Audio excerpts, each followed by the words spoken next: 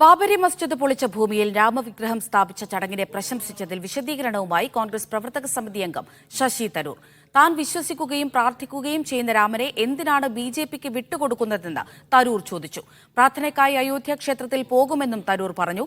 Thiruvananthapuram law കോളേജിലെത്തിയ തരൂരിന് നേരെ SFIയുടെയും ഫ്രറ്റേണിറ്റിയുടെയും നേതൃത്വത്തിൽ പ്രതിഷേധമുണ്ടായി.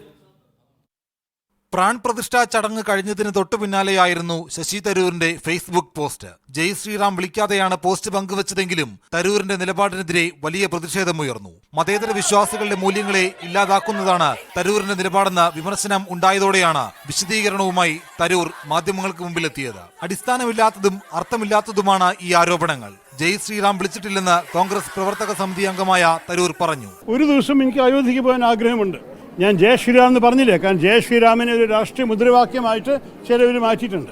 അതായിരിക്കും ഒരു പക്ഷേ എളുപ്പത്തിൽ പറയാൻ. അയോധ്യയുമായി ബന്ധപ്പെട്ട് തന്റെ നിലപാട് താൻ നേരത്തെ പറഞ്ഞിട്ടുണ്ടെന്നും തരൂർ പറഞ്ഞു. ഒരേ സമയത്ത് ചിലവരുടെ അഭിപ്രായമായിരുന്നു അഥവാ മുസ്ലിം സമുദായം ഇതിന്റെ പ്രാധാന്യം മനസ്സിലാക്കിയിട്ട് അവരെന്നെ ഈ മസ്ജിദിനെ അന്തസ്സോടെ ഒരു സ്ഥലത്ത് നിന്ന് മാറ്റിയിട്ട് വേറെ സ്ഥലത്തേക്ക് ആക്കിയാൽ എല്ലാവരും സന്തോഷപ്പെട്ടിട്ടുണ്ടാവും ചോദിച്ചാൽ പല ഹിന്ദുക്കളും അത് സ്വീകരിച്ചിട്ടുണ്ടാവും. അതിനിടെ ലോ കോളേജിൽ KSU സംഘടിപ്പിച്ച പരിപാടിക്കെത്തിയ തരൂരിനെതിരെ വിദ്യാർത്ഥി സംഘടനകളുടെ പ്രതിഷേധമുണ്ടായി. SFIയും ഫ്രറ്റേണിറ്റിയും തരൂരിനെതിരെ മുദ്രാവാക്യം വിളിച്ചു.